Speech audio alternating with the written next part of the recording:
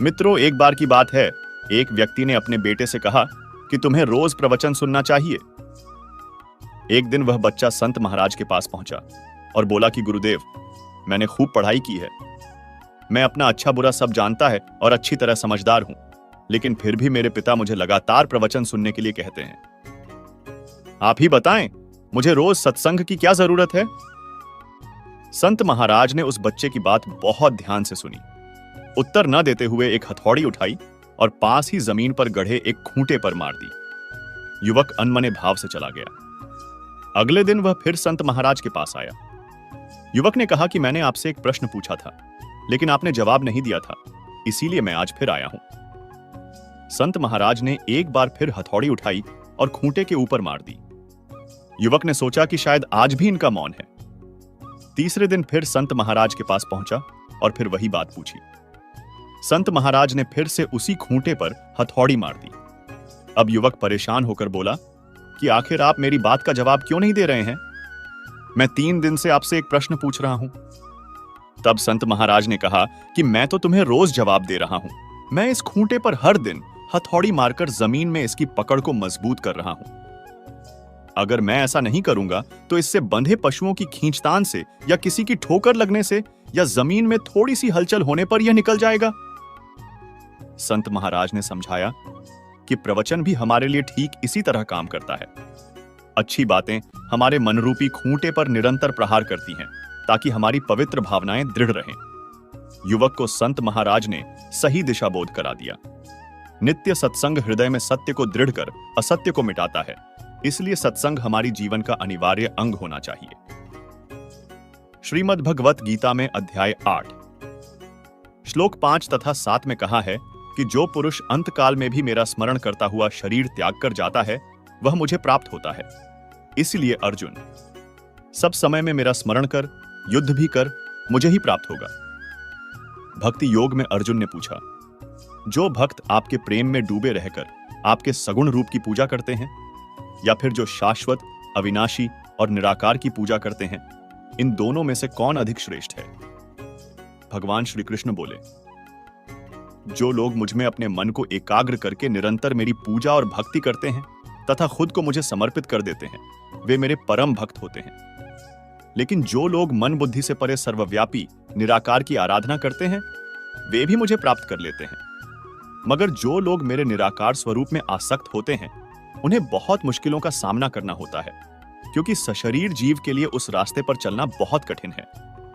मगर हे अर्जुन, जो लोग पूरे विश्वास के साथ अपने मन को मुझ में लगाते हैं और मेरी भक्ति में लीन होते हैं, उन्हें मैं जन्म और मृत्यु के चक्र से मुक्त कर देता हूं। जो अव्यक्त और निराकार होता है, उसका आप अनुभव नहीं कर सकते, उसमें आप सिर्फ विश्वास कर सकते हैं। चाहे आप निराकार में विश्वास करते हो, फिर भी जो नहीं है, उसके प्रति गहरी भक्ति और प्रेम को विकसित करते हुए उसे बनाए रखना आपके लिए बहुत मुश्किल होगा।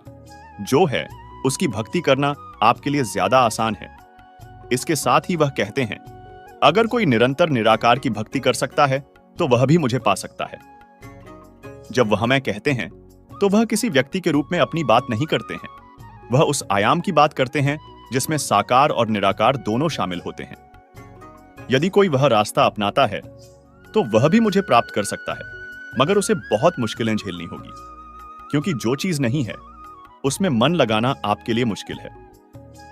पांडवों के वनवास काल में जब दुर्वासा ऋषि भोजन के लिए आए थे, तब द्रौपदी के पास आकर कृष्ण भगवान जी ने उनसे अक्षय पात्र मांगा, तो उसमें से एक पत्र भगवान ने खा लिया।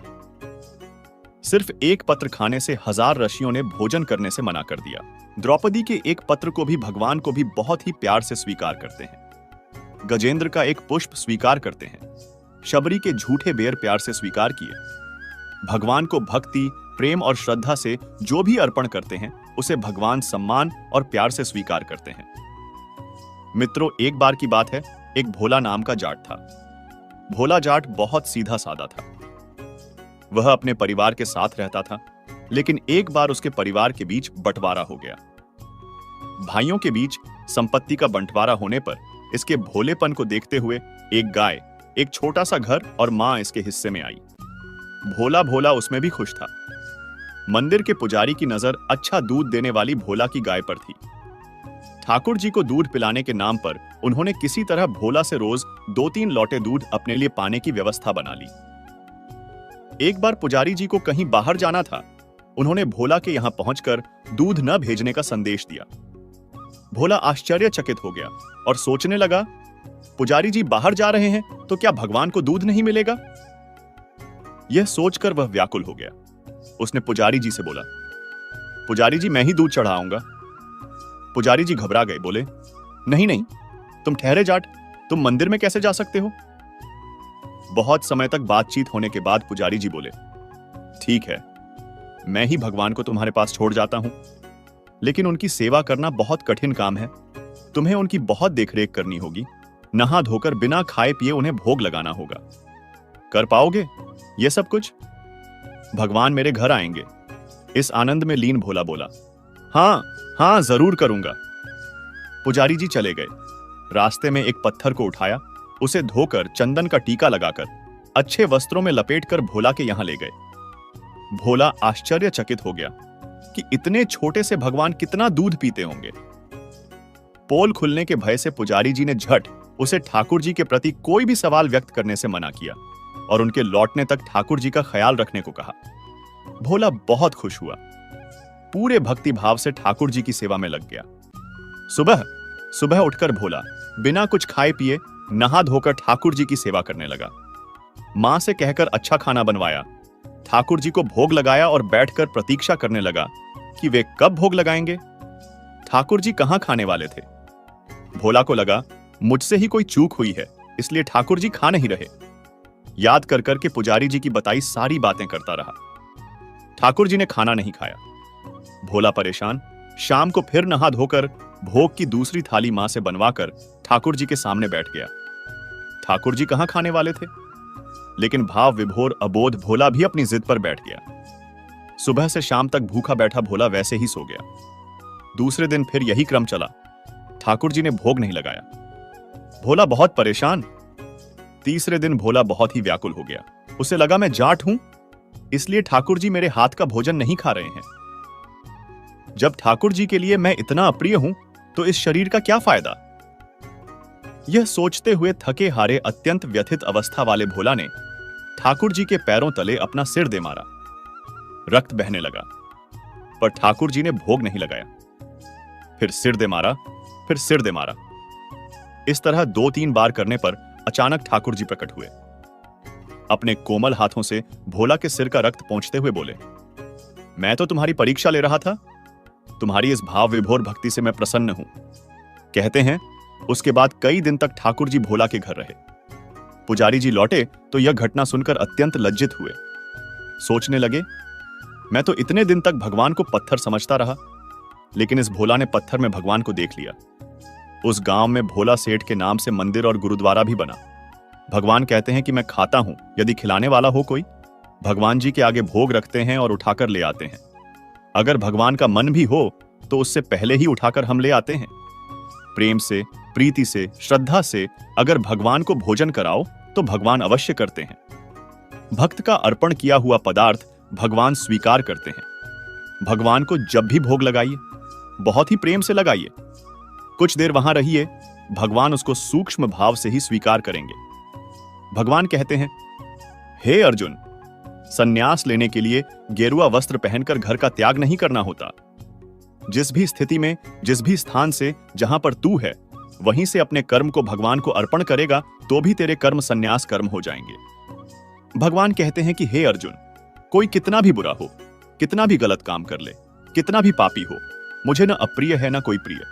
मैं सबको समान रूप से देखता हूं, लेकिन साथ में एक शर्त भी रखते हैं। जो मुझे प्रेम से भजते हैं वो भक्त मुझ में और मैं उनमें प्रत्यक्ष प्रकट हो जाता है। जो संत भगवान को अत्यंत प्रेम से भजते हैं, भगवान उनमें प्रकट हो जाते हैं। मनुष्य में सामान्यत बुरी आदत होती है कि अच्छे लोगों में भी दोष दर्शन करते हैं। कई बार वर्तमान में उनमें दोष नहीं होते, पर पुराने दोषों की चर्चा करते हैं। भगवान कहते हैं, दुराचारी में भी सबसे दुराचारी अगर अनन्य भाव से मुझको भजता है तो वह साधु हो जाता है।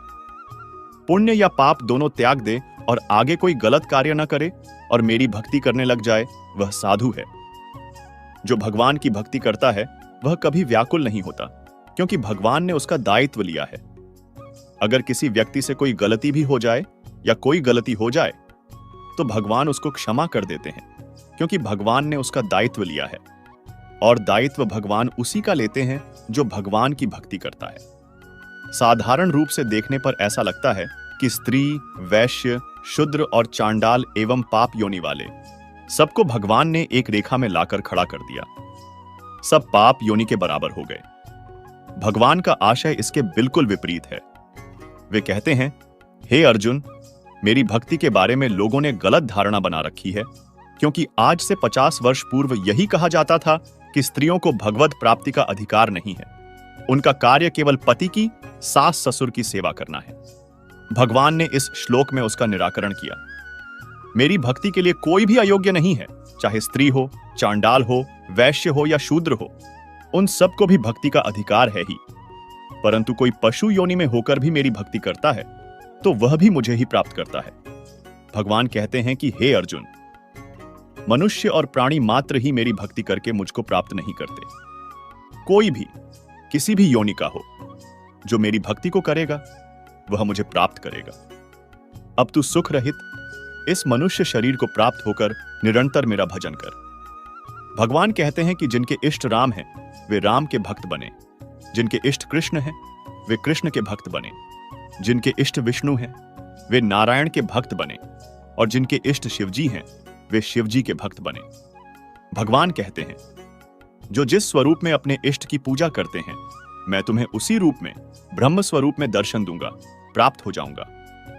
भगवान वचन दे रहे हैं कि जो पूरी तरह मुझ में समर्पित होता है मैं उसके पाप और पुण्य का नाश कर देता हूं। भगवान श्री कृष्ण कहते हैं कि अपनी भक्ति में लगातार स्थिर होने के लिए आपको एक आकार, एक रूप, एक नाम की जरूरत होती है।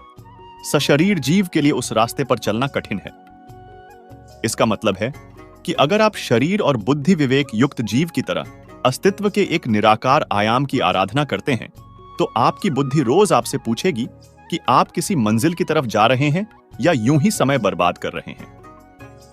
जो शरीरहीन जीव हैं उनके लिए संभावना मौजूद है, क्योंकि उन्हें अपनी बुद्धि के साथ तर्क वितर्क नहीं करना होगा। वे अपने झुकाव और प्रवृत्ति के मुताबिक चलते हैं। अगर वे आध्यात्म की तरफ झुके हुए हैं तो वे आमतौर पर निराकार की ओर उन्मुख हो जाते हैं। यह उनका सोचा समझा चयन नहीं होता, बल्कि उनका झुकाव होता है। इसलिए अशरीरी जीवों के लिए यह ज्यादा उपयुक्त मार्ग है, क्योंकि वे पंच तत्वों की सीमाओं से परे होते हैं, बुद्धि और विवेक की सीमाओं से परे होते हैं। मगर किसी सशरीर जीव के लिए अपनी भावनाओं को किसी ऐसी चीज में लगाना बेहतर होता है। इसीलिए भगवान कहते हैं कि एक जीवित व्यक्ति के रूप में उनका ध्यान करने पर उन्हें प्राप्त करना ज्यादा आसान है। निराकार की खोज आपके भीतर एक दार्शनिक नाटक बन सकता है, जिसमें आप बिना आगे जाए वहीं के वहीं अटके रह सकते हैं। मगर हे अर्जुन, जो लोग पूरे विश्वास के साथ अपने मन को मुझ में लगाते हैं और मेरी भक्ति में लीन होते हैं, उन्हें मैं जन्म और मृत्यु के चक्र से मुक्ति दे देता हूं। मित्रों, अब जानते हैं कि गीता के अनुसार भक्ति किस प्रभु की करनी चाहिए। भक्ति योग में अर्जुन ने भगवान श्री कृष्ण से पूछा, जो भक्त आपके प्रेम में डूबे रहकर आपके सगुण रूप की पूजा करते हैं, या फिर जो शाश्वत, अविनाशी और निराकार की पूजा करते हैं, इन दोनों में से कौन अधिक श्रेष्ठ है? भगवान श्री कृष्ण बोले, जो लोग मुझ में अपने मन को एकाग्र करके निरंतर मेरी पूजा और भक्ति करते हैं तथा खुद को मुझे समर्पित कर देते हैं, वे मेरे परम भक्त होते हैं। लेकिन जो लोग मन बुद्धि से परे सर्वव्यापी निराकार की आराधना करते हैं, वे भी मुझे प्राप्त कर लेते हैं। मगर जो लोग मेरे निराकार स्वरूप में आसक्त होते हैं, उन्हें बहुत मुश्किलों का सामना करना पड़ता है, क्योंकि सशरीर जीव के लिए उस रास्ते पर चलना बहुत कठिन है।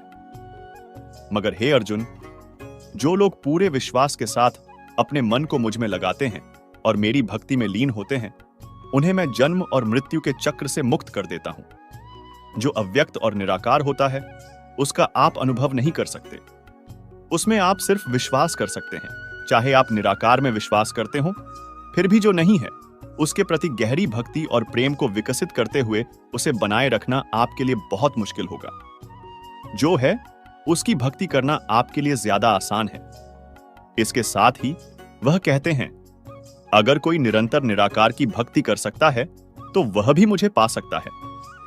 जब वह मैं कहते हैं तो वह किसी व्यक्ति के रूप में अपनी बात नहीं करते हैं, वह उस आयाम की बात करते हैं जिसमें साकार और निराकार दोनों शामिल होते हैं। यदि कोई वह रास्ता अपनाता है तो वह भी मुझे प्राप्त कर सकता है, मगर उसे बहुत मुश्किलें झेलनी होगी, जिसमें आप बिना आगे बढ़े वहीं के वहीं अटके रह सकते हैं।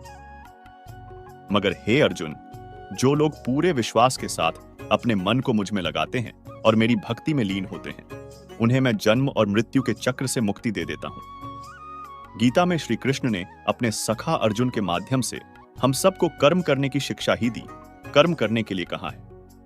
गीता में कहीं पर भी किसी की भक्ति करने के लिए नहीं कहा है। ये सारी जानकारी हमें पुराणों से मिली है। सर्वधर्मान् परित्यज्य मामेकं शरणं व्रज, अहं त्वा सर्व पापेभ्यो मोक्षयिष्यामि मां। शुचा दोस्तों, इसमें भगवान श्री कृष्ण कहते हैं कि संपूर्ण धर्मों को अर्थात संपूर्ण कर्तव्य कर्मों को मुझ में त्याग कर तू केवल एक मुझ सर्वशक्तिमान सर्वाधार परमेश्वर की ही शरण आ जा। मैं तुझे संपूर्ण पापों से मुक्त कर दूंगा, तू शोक मत कर। ये इसका शाब्दिक अर्थ है। संपूर्ण कर्तव्य कर्मों को मुझ में त्याग कर का भावार्थ यह है कि फल की इच्छा मत करो, सब कुछ प्रकृति पर छोड़ दो। फल आपको प्रकृति अपने नियमों के हिसाब से फल देगी। अब जब आपको भक्ति का मतलब समझ आ गया है तो आप निस्वार्थ प्रेम करना शुरू कर दीजिए अपने आराध्य से, जैसे शबरी ने किया था, जैसे विदुर ने किया था। इसलिए भगवान दुर्योधन की स्वार्थ भक्ति को त्याग कर विदुर के घर साग रोटी खाने चले गए थे। प्रेम करना है तो प्रहलाद की तरह करो, जिसे भगवान देना चाहते हैं, लेकिन प्रहलाद कुछ लेना ही नहीं चाहते हैं। और जब कोई लेना ही नहीं चाहता तो देने वाला त्रिभुवन पति भी उससे हार जाता है और उसका कायल हो जाता है कि इसने तो मुझे भी हरा दिया।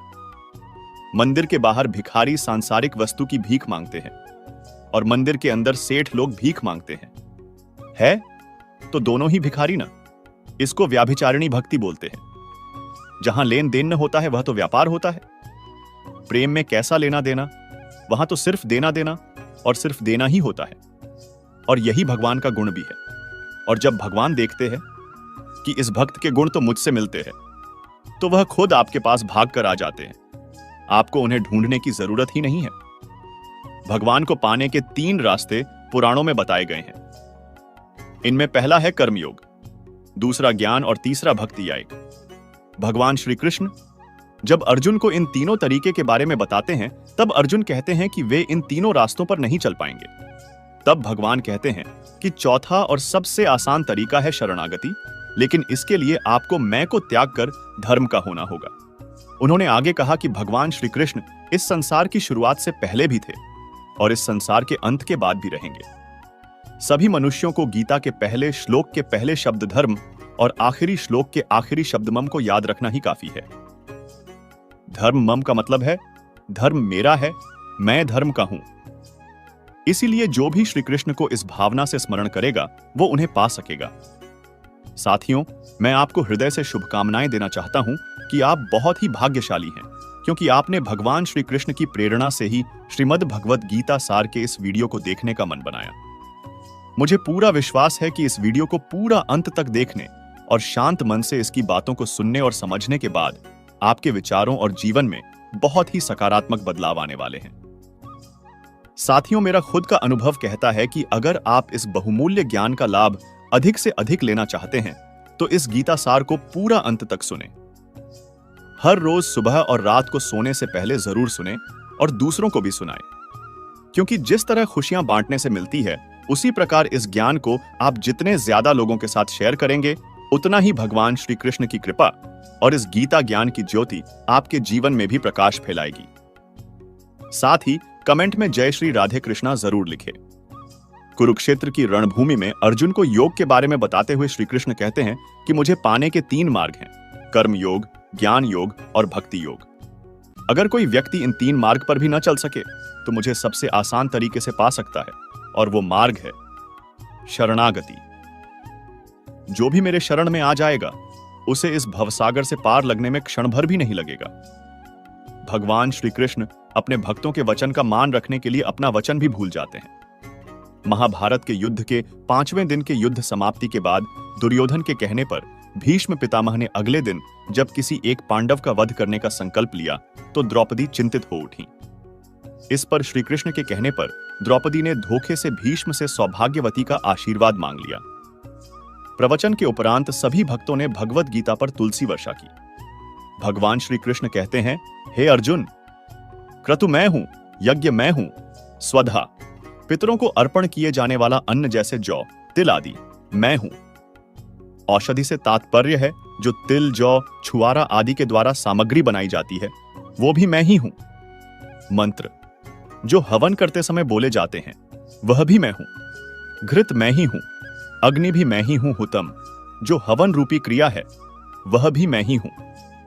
भगवान अर्जुन को यह कहना चाहते हैं कि मेरे अतिरिक्त कुछ भी नहीं है। जो कुछ भी घट रहा है या करने वाला या कराने वाला, क्रिया जो उसकी सामग्री जो अग्नि उत्पन्न होती है, वह सब मैं ही हूं। अर्थात डालने वाला, डाला जाने वाला, जो प्रकट होता है और जो प्राप्त करता है, वह सब मैं ही हूं। यहां भगवान हवन रूपी क्रिया का सिर्फ उदाहरण दे रहे हैं।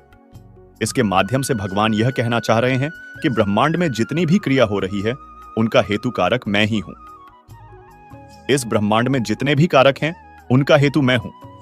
क्रियाओं को अर्पित करने वाला भी मैं हूं और क्रियाओं को प्राप्त करने वाला भी मैं ही हूं। भगवान कहते हैं कि हे अर्जुन, मैं ही सबको धारण करने वाला हूं, कर्मों का फल देने वाला हूं। मैं ही पिता हूं, मैं ही माता हूं और मैं ही पितामह हूं। भगवान को पितामह इसलिए कहा गया क्योंकि ब्रह्मा को प्रजापति परमपिता कहते हैं और ब्रह्मा जी की उत्पत्ति भगवान के नाभि कमल से हुई। इस प्रकार ब्रह्मा जी के पिता भगवान हुए और पिता के पिता को पितामह कहते हैं। इस प्रकार भगवान को पितामह कहते हैं। भगवान कहते हैं कि वेद मैं ही हूं, अर्थात ऋग्वेद, सामवेद और यजुर्वेद मैं ही हूं। भगवान कहते हैं, हे अर्जुन, प्राप्त होने योग्य परम धाम भरण पोषण करने वाला, सबका स्वामी, शुभाशुभ फल को देखने वाला, सबका उपकार करने वाला, सबकी उत्पत्ति और प्रलय का हेतु भी मैं हूं। सभी का अविनाशी बीज कारण भी मैं ही हूं। भगवान कहते हैं कि सूर्य के रूप में मैं ही तपता हूं। सूर्य के पास जो गर्मी है, वह अलग से नहीं आ रही। मैं ही वर्षा को आकर्षित करता हूं, मैं ही उसको बरसाता हूं। मैं ही अमृतत्व हूं, मैं ही मृत्यु हूं। सत्य असत भी मैं ही हूं। जो तामसिक लोग होते हैं, वो अपने तामसिक पदार्थों को सात्विक पदार्थों से मिला देते हैं। हमारी मदिरा भी सोमरस ही है, क्योंकि एक बार पीने से भूख प्यास नहीं लगती और ये भी नहीं पता चलता कि कहां पर है। उनको उसे पीकर ऐसा लगता है कि वो स्वर्ग लोक में आ गए और धीरे धीरे मनुष्य मदिरा को सोमरस ही कहने लगे, परंतु मदिरा का सोमरस से कोई संबंध नहीं है। सर्प के आकार की एक सोमवल्ली लता होती है, ये बड़ी दुर्लभ है। हमारे ऋषि मुनि इसका उपयोग करते थे। इस लता को उगाने के लिए इसे पारे की भस्म मिलाकर बोया जाता था। इसकी विशेषता यह होती है कि एकम से अमावस्या तक इसकी एक एक पत्ती गिरती जाती है और फिर एकम से पूर्णमासी तक इसकी एक एक करके 15 पत्तियां निकलती हैं और हर पत्ती के ऊपर एक एक गांठ निकलती रहती है।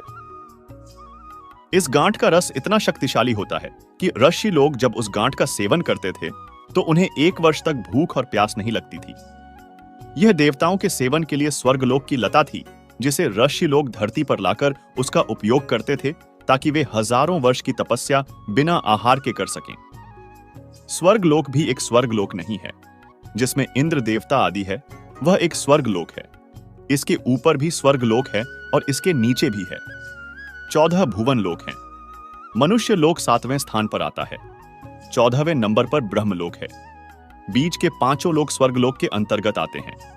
सबसे प्रथम स्वर्गलोक पितृलोक होता है, उसमें पितृ रहते हैं।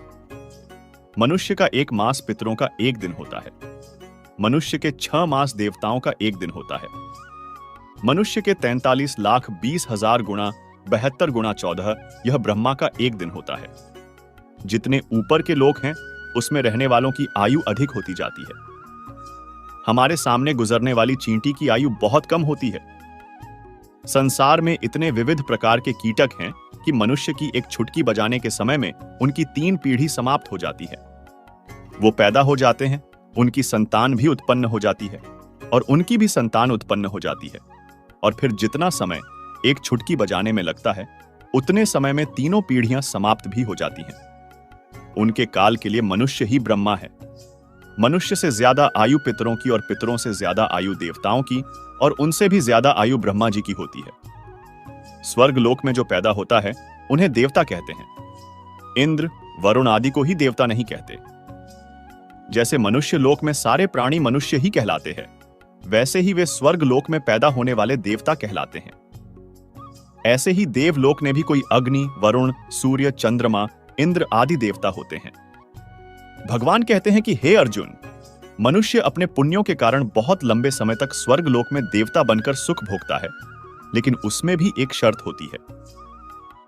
यही होता है जब हम स्वर्ग में जाते हैं, हमारे पुण्य का पूरा लेखा जोखा लिया जाता है, जो वहां पर मिलने वाली सुविधाओं को निर्धारित करता है।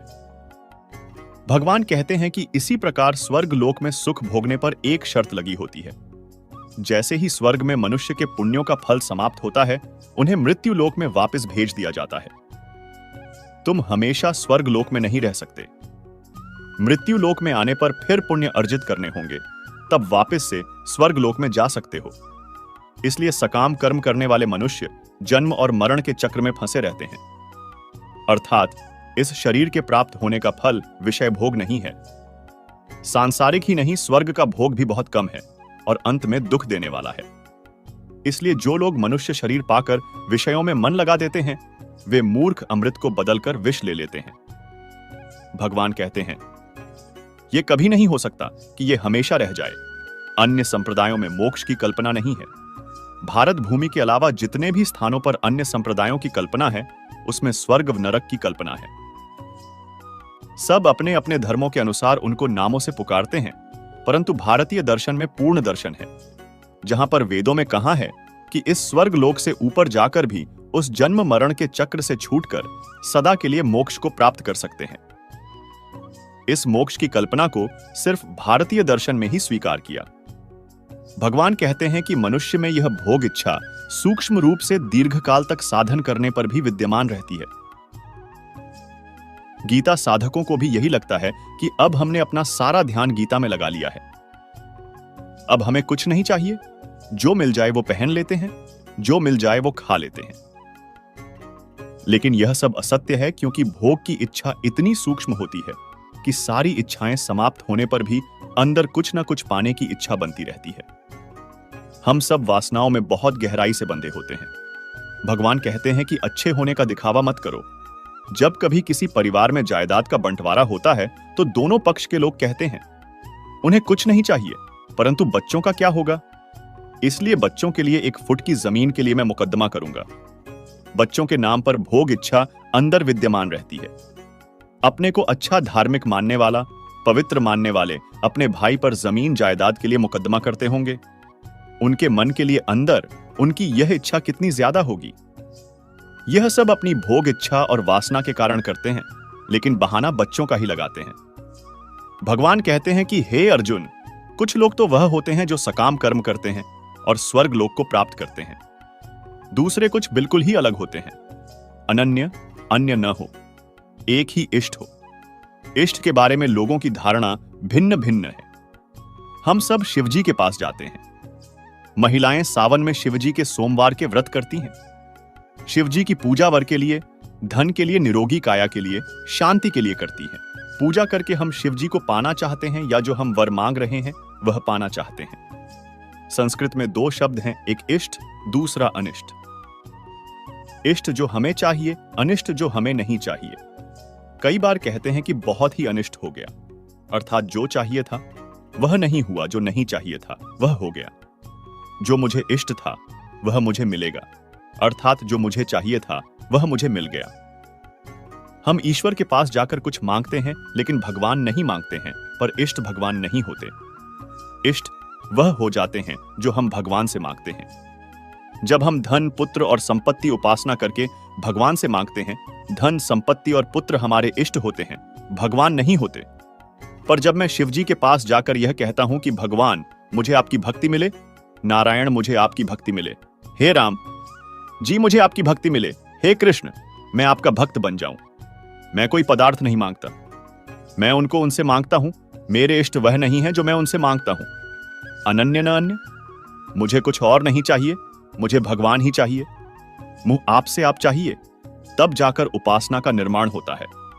जब उपासना में ईश्वर से ईश्वर को मांगते हैं, ईश्वर की भक्ति मांगते हैं तो वह अनन्य उपासना बन जाती है। जब अर्जुन भगवान के पास गए तो भगवान ने उसके पास दो प्रस्ताव रखे, एक तो स्वयं, दूसरी नारायणी सेना।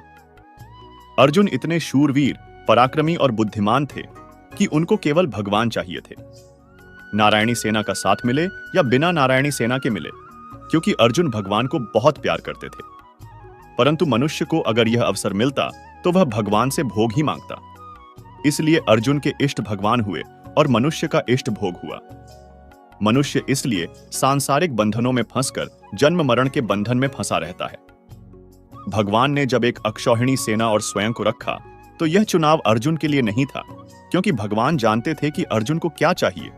पर यह भगवान ने यह कथा मनुष्य के लिए रची है, क्योंकि वह अर्जुन बनने का दिखावा करता है, पर अंदर से जो दुर्योधन होता है, हर बार वह नारायणी सेना को ही चुनता है। जीवन के हर क्षण में जब भगवान और भोगों में चुनाव करने को मिलता है तो जीवन में हमेशा भोग ही चुना है। इसलिए मनुष्य के इष्ट कभी भगवान नहीं हुए, हमेशा भोग ही हुए। भोगों की प्राप्ति करके उनसे सुख भी भोगा। भगवान कहते हैं कि जो तुम मुझसे मांगोगे वही तुम्हें मिलेगा। अर्जुन का भगवान को चुनने के कारण भगवान अपनी नारायणी सेना के 1000 गुना या ज्यादा ताकत से अर्जुन के साथ हो गए। भगवान कहते हैं योग और क्षेम दो शब्द हैं। अप्राप्त की प्राप्ति योग है और जो प्राप्त है वह चला ना जाए वह क्षेम है। भगवान इच्छाएं पूरी नहीं करते बल्कि आवश्यकताएं पूरी करते हैं। जो भगवान की निरंतर भक्ति करता है उसका योगक्षेम भगवान करते हैं। एक बार एक शिष्य गुरु के पास गया। उसकी भक्ति भाव को देखकर गुरु ने कहा कि तेरी प्रीति बहुत अच्छी है। 8-10 वर्ष बीतने पर शिष्य ने गुरुजी से पूछा, अब आप मेरी प्रीति ने बारे में कुछ नहीं कहते? तो गुरु कहने लगे, जैसी प्रीति आरंभ ने वैसी अंत तक होए, चला जाए बैकुंठ को पल्लू न पकड़े कोई। आरंभ में ऐसी प्रीति होना सरल है, पर अंत तक प्रीति बनी रहना कठिन है। गीता साधक शुरू में कहते हैं, मेरा तो मोबाइल देखना छूट गया जब से गीता की कक्षा लेनी आरंभ की है, पर कुछ समय में इन साधकों की संख्या घटने लगती है। अभी जो वर्तमान में हो रहा है वह सही है, लेकिन यह भक्ति का अनुभव लंबे समय तक टिकता नहीं है। अगर कोई निरंतर अभ्यास करेगा और वैराग्य को धारण करेगा तो दीर्घकाल यही प्रीति बनी रहेगी। भगवान ने कहा है कि भक्ति कभी टिकेगी नहीं, या तो ज्यादा होगी या कम होगी। प्रति क्षण वर्धमान जो हर क्षण रहे वह भक्ति है। द्रौपदी ने भगवान को जब चीरहरण के समय बुलाया, उसके बाद भगवान से द्रौपदी बहुत लड़ी। भगवान आप बहुत देर से आए, अगर मेरा आंचल छूट जाता तो? इतनी देर मैं चिल्लाती रही और आपने इतनी देर लगा दी। भगवान बोले, मैं तो तुरंत ही आया। द्रौपदी बोली कि आप झूठ बोल रहे हो, मैं इतना चिल्लाई उसके बाद भी इतनी देर से आए। भगवान ने कहा, नहीं, जिस समय तू मेरे ऊपर आश्रित हो गई उसी समय मैं आ गया। मैं तुझे याद दिलाता हूं कि जब दुशासन ने तेरा चीर खींचना शुरू किया था तब तुमने मुझे याद नहीं किया था, युधिष्ठिर को याद किया था। उसके बाद अन्य पतियों की ओर देखा था और पुकारा था, फिर भीष्म की ओर देखा और अन्य गुरुजनों को देखा, अन्य सभापतियों को देखा कि मुझे बचाओ, देखो दुशासन मेरा चीर हरण कर रहा है। मैं तो प्रतीक्षा कर रहा था कि मुझे कब बुलाओगी। मैं तो बाहर ही इंतजार कर था, इसके बाद भी नहीं बुलाया। तू सोचने लगी कि मैं तो क्षत्राणी हूं। तूने कसकर अपना पल्लू बांध लिया। सारे शरीर की ताकत लगाकर तूने सोचा कि मैं अपने आप को बचा लूं। दुशासन भी क्षत्रिय था, बलवान भी था। आखिर में तुझे लगा कि मेरी शक्ति से नहीं बचेगा, तब तुमने अपना पल्लू छोड़ा और मुझ गोविंद को बुलाया। वैसे ही मैंने आकर तेरा पल्लू पकड़ लिया। मैं जब तक नहीं पकड़ता जब तक तुम बांधे रहते हो। मैं जब तक डोरी नहीं पकड़ता जब तक डोरी तुम्हारे हाथ में रहती है। हम डोरी अपने हाथ में ही बांधे रहते हैं, छोड़ते नहीं हैं। भगवान कहते हैं, जब तू डोरी छोड़ेगा तभी तो मैं पकड़ूंगा। तुलसीदास जी ने यह भी कहा है, बिगड़ी जन्म अनेक को, सुधरे अभी आजू हो ही राम को नाम जपू, तुलसी तजी कुसमाजू। तुलसीदास जी कहते हैं कि तू कुसंगति को और चित्त के सारे बुरे विचारों को त्याग कर राम का बन जा और उनके नाम का जप कर। ऐसा करने से तेरी अनेक जन्मों की खराब हुई स्थिति अभी सुधर सकती है। जो आवश्यक है वह तुझे प्राप्त होगा, जो आवश्यक है उसकी रक्षा होगी। देवताओं की पूजा करना अज्ञानता पूर्वक की गई भक्ति है, और देवताओं को जब सब कुछ मानने लगता है तो यही गलती मनुष्य करता है। क्योंकि वह भूल जाता है कि देवता को शक्ति भगवान के द्वारा ही दी गई है। हे अर्जुन, संपूर्ण यज्ञों का भोक्ता व स्वामी मैं ही हूं, पर मुझ परमेश्वर को जो तत्व रूप से नहीं जानते वो पूर्ण जन्म को प्राप्त होते हैं। देवताओं को पूजते हैं, स्वर्ग लोकों में जाते हैं, फिर नीचे आते हैं, फिर मनुष्य बनते हैं, फिर देवताओं को पूजते हैं, फिर स्वर्ग में जाते हैं।